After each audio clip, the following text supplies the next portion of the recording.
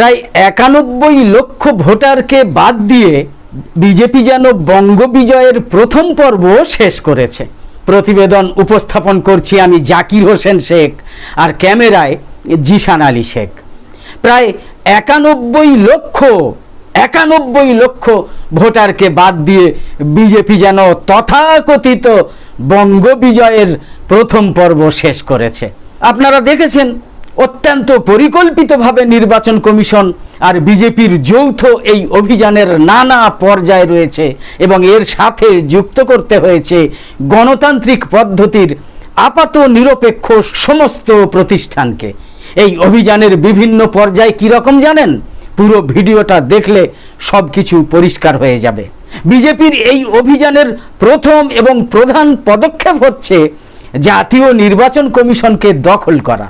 BJP এই কাজ করেছে আপনারা জানেন 2023 সালে আইন পাল্টে দিয়ে।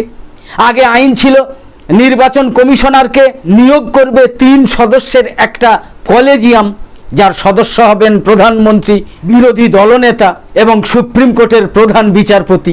2023 সালে আইন করে এই পদ্ধতিটাই পরিবর্তন করে দিয়েছে বিজেপির মোদী সরকার। আইন করে সুপ্রিম কোর্টের প্রধান বিচারপতিকে বাদ দিয়ে 3 জনের কমিটিতে নিয়ে আসা হয়েছে প্রধানমন্ত্রীর পছন্দের কোনো একজন ক্যাবিনেট পর্যায়ের মন্ত্রীকে।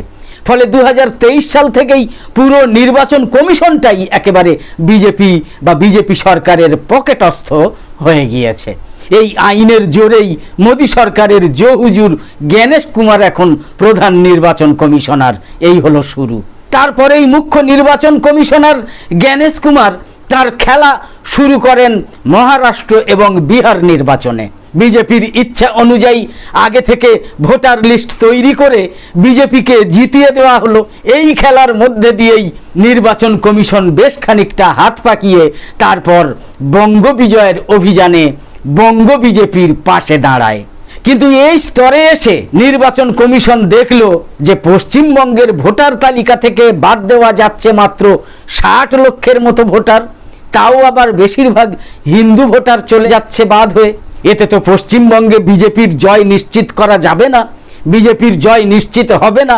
যত বেশি পারো তাই মুসলিম ভোট বাদ দিতে হবে। মুসলিম ভোট বাদ না দিতে পারলে কিছুতেই বিজেপির সুবিধা হবে না। ফলে নির্বাচন কমিশন শুধুমাত্র পশ্চিমবঙ্গের জন্য আবিষ্কার করলো অদ্ভুত একটা জিনিস, নতুন একটা অস্ত্র, লজিক্যাল ডিসক্রিপেন্সি। এই জাদু মন্ত্রের জোরে আরো 60 লক্ষের মতো ভোটারকে ঝুলিয়ে রাখা হলো। এই পর্যায়ে রঙ্গমঞ্চে প্রবেশ করলো সুপ্রিম কোর্ট, সর্বোচ্চ ন্যায়ালয়। আসলে সবই কিন্তু আগে থেকে ছকে রাখা, কারণ নির্বাচন কমিশন আর বিজেপির জানাই ছিল যে পশ্চিমবঙ্গের মানুষ নির্বাচন কমিশনের বকলমে বিজেপির এইসব তুগলকি কার্যকলাপের বিরুদ্ধে ন্যায় বিচারের আশায় শেষ পর্যন্ত সুপ্রিম কোর্টের দ্বারস্থ কিন্তু হবেই। হলো তাই। সেই ফাঁদে পা দিল রাজ্য সরকারও সুপ্রিম কোর্টে ন্যায় বিচার দাবি করলো। কিন্তু সুপ্রিম কোর্ট কি করলো, কি ধরনের ন্যায় বিচার দিল আপনারা দেখেছেন। একজন বিচারপতি বললেন এই লজিক্যাল ডিসক্রিপেন্সি বিষয়টা বড়ই অস্বস্তিকর, কিন্তু এটাকে শুধু অস্বস্তিকর বললেই তো ভুক্তভোগী ভোটারদের লাভ হবে না, কোনো রকমের লাভ হবে না। লজিক্যাল ডিসক্রিপেন্সির বিরুদ্ধে কার্যকর নির্দেশ দিলে তবেই তো মানুষের লাভ। সেরকম কিন্তু কিছু হলো না। ভুক্তভোগী মানুষ প্রশ্ন তুলল এই লজিক্যাল ডিসক্রিপেন্সি বিষয়টা এলো কোথা থেকে? ভোটার লিস্ট তৈরি করার যে আইনি বিধি রয়েছে তার কোথায় এই ধরনের অধিকার নির্বাচন কমিশনকে দেয়া হয়েছে? এই প্রশ্ন উঠল। নির্বাচন কমিশনকে যদি সেই অধিকার দেয়া না থাকে তাহলে কেন নির্বাচন কমিশনের এই পদক্ষেপকে এখনই বাতিল করা হবে না? ভুক্তভোগীরা সুপ্রিম কোর্টে এও বলেছিল যে এর আগে যেসব রাজ্যে এসআইআর হয়েছে সেই সব রাজ্যে তো এই পদ্ধতি, মানে এই লজিক্যাল ডিসক্রিপেন্সির মতো এক অদ্ভুত পদ্ধতি গ্রহণ করা হয়নি। তাহলে পশ্চিমবঙ্গের বেলায় এটা হচ্ছে কেন?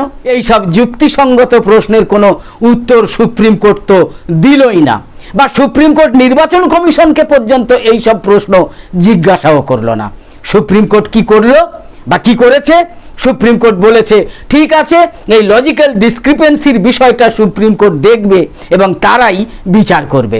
অর্থাৎ এর দ্বারা একটা সম্পূর্ণ বেআইনি বিষয়কে আইনি মর্যাদা দিয়ে দেয়া হলো। ফলত সমস্ত কুকর্মের হাত থেকে নির্বাচন কমিশনকে অব্যাহতি দিয়ে সুপ্রিম কোর্ট এর দায় নিজের কাঁধে তুলে নিল। এরপর শুরু হলো পরবর্তী খেলা। বলা হলো এই কর্মের পর যাদের নাম বাদ যাবে তাদের জন্য ট্রাইব্যুনাল গঠনের ঘোষণা দিয়ে দেয়া হলো। কিন্তু সুপ্রিম কোর্ট গঠিত এই ট্রাইব্যুনাল গড়িমসি করে কাজই শুরু করলো না। কাজ করানোর জন্য কোনো উদ্যোগই নেওয়া হলো না। ইতিমধ্যে প্রথম পর্যায়ের ভোটার লিস্ট ফ্রিজ করে দেওয়া হয়েছিল, দ্বিতীয় পর্যায়ের ভোটার লিস্ট ফ্রিজ হয়েছে 9 এপ্রিল মধ্যরাতে, আপনারা জানেন। অর্থাৎ লজিক্যাল ডিসক্রিপেন্সির জাঁতাকলে পড়ে আন্ডার অ্যাডজুডিকেশনে যে 60 লক্ষ মানুষ বাদের খাতায় ঝুলছিলেন, সুপ্রিম কোর্টের নির্দেশ অনুযায়ী বিচার বিভাগের তদারকিতেই সেই 60 লক্ষ ভোটারের মধ্যে থেকে এবার সত্যি সত্যি বাদ চলে গেল 27 লক্ষ ভোটার। ধরতে পাচ্ছেন খেলাগুলো? অর্থাৎ 27 লক্ষ মানুষ ভোটাধিকার থেকে সম্পূর্ণভাবে বঞ্চিত হলেন। আর হলেন কিনা সম্পূর্ণ বেআইনিভাবে, নির্বাচন কমিশন এবং সুপ্রিম কোর্টের যৌথ প্রচেষ্টায়। একজন মহামান্য বিচারক অবশ্য বলেছেন, হতাশ হবেন না, একবার ভোট দিতে না পারলেও ভোটাধিকার চলে যাবে না। অর্থাৎ এবার যে 27 লক্ষ মানুষ সহ আরও লক্ষ লক্ষ মানুষ ভোটাধিকার থেকে বঞ্চিত হলেন তাতে বিচলিত হবেন না, এমনটাই বলা হলো। ভবিষ্যতে আপনাদের কোনো সমাধান হলেও হতে পারে, এমনটাই বলা হলো। ন্যায় বিচারের কি অদ্ভুত খালি নমুনা দেখুন। আগেই বলেছি যে আসলে সবটাই করা হয়েছে বিজেপির পরিকল্পনা অনুযায়ী। সংবাদে প্রকাশ পেয়েছে যে বিজেপি সূত্রের দাবি যারা বাদ পড়েছেন তাদের মধ্যে 80% বেশি নাকি মুসলিম ভোটার, যারা মূলত তৃণমূলকেই এতদিন ভোট দিয়ে এসেছেন। এদের নাম বাদ যাওয়ায় তৃণমূলের লড়াই আরো তো কঠিন হয়ে পড়ল বলেই দাবি করছে গেরুয়া শিবির। আর আনুমানিক বাকি 20% যে হিন্দু ভোটার বাদ গিয়েছেন তাদের একাংশ যে আবার বিজেপি দলের ভোটার সে কথা স্বীকার করে নিচ্ছে বিজেপি নিজেই। যদিও বিজেপি দলের বক্তব্য হচ্ছে হিন্দু ভোটের একটা অংশ বাদ যাওয়ার সম্ভাবনা মাথায় রেখেই নাকি রণনীতি সাজিয়েছিল বিজেপি। ওদিকে মমতা বন্দ্যোপাধ্যায় আবার গতকাল থেকে বলেই চলেছেন যে বাদ যাওয়া বেশিরভাগ ভোটার নাকি হিন্দু, বাদ যাওয়া বেশিরভাগ ভোটার নাকি হিন্দু। মমতা এই বক্তব্যটা রাখছেন কাল থেকে। ঘটনার শেষ কিন্তু এখানেই হবে বলে মনে হচ্ছে না। বাদ যাওয়া ভোটারদের পরিণতি আরো ভয়াবহ হওয়ার সম্ভাবনা রয়েছে। এনআরসি করে আসামে আপনারা জানেন ইতিমধ্যেই 19 লক্ষ মানুষকে ঘোষণা না করেই রাষ্ট্রহীন নাগরিকে পরিণত করা হয়েছে। তার মধ্যে 14 লক্ষ হিন্দু ভোটার। রাষ্ট্রীয় সমস্ত সুযোগ সুবিধা থেকে তারা বঞ্চিত।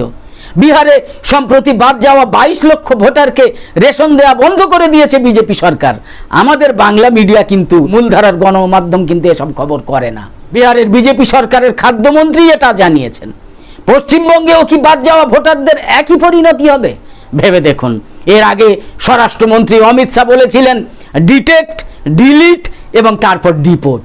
তো প্রথম দুটো পর্ব বিজেপি তো শেষ করেই এনেছে, বাকি আছে খালি ডিপোর্ট। তাহলে এখন কি এবার ডিপোর্ট প্রক্রিয়া শুরু হবে? এই আশঙ্কা কিন্তু থাকছে।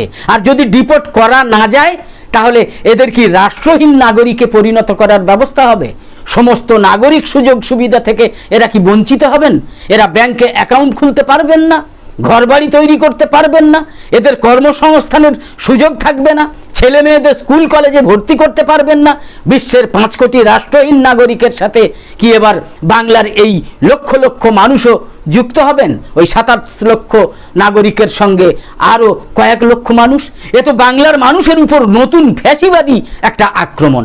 এর প্রতিবিধান কল্পে আমরা কি এগিয়ে আসবো না? সাধারণ মানুষের উপর রাষ্ট্রের এই ফ্যাসিবাদী আক্রমণের বিরুদ্ধে কি আমরা রুখে দাঁড়াবো না? প্রশ্ন হাজার বিশ্লেষক, প্রশ্ন হাজার বিশেষজ্ঞদের। আপনারা কি বলেন সেটাই দেখার। একদম শেষে বলি, আমাদের আজকের এই ভিডিওর বিষয়বস্তু ভালো লেগে থাকলে এই রকম আরো ভিডিও দেখার জন্য ইউটিউবে নোটিফিকেশন পেতে সাবস্ক্রাইব করে পাশের বেল আইকন অন করে অল সিলেক্ট করে রাখুন। আর ফেসবুকে ফলো করে আমাদের আরো নতুন নতুন ভিডিও বানাতে এবং লাইভ সম্প্রচারে উৎসাহিত করতে লাইক, কমেন্ট এবং বেশি বেশি শেয়ার করে সঙ্গে থাকুন। তো আপাতত শেষ করছি। কামনা করি রাজ্যের নির্বাচনী সময়টা সকলের শান্তিতে কাটুক। অনুরোধ করি সকলে নির্ভয়ে আর শান্তির সঙ্গে ভোট দেবেন। সংঘাত থেকে অবশ্যই দূরে থাকবেন, প্ররোচনায় একদম পা দেবেন না, সাবধানে থাকুন। ধন্যবাদ। এইটাই আমাদের কথা।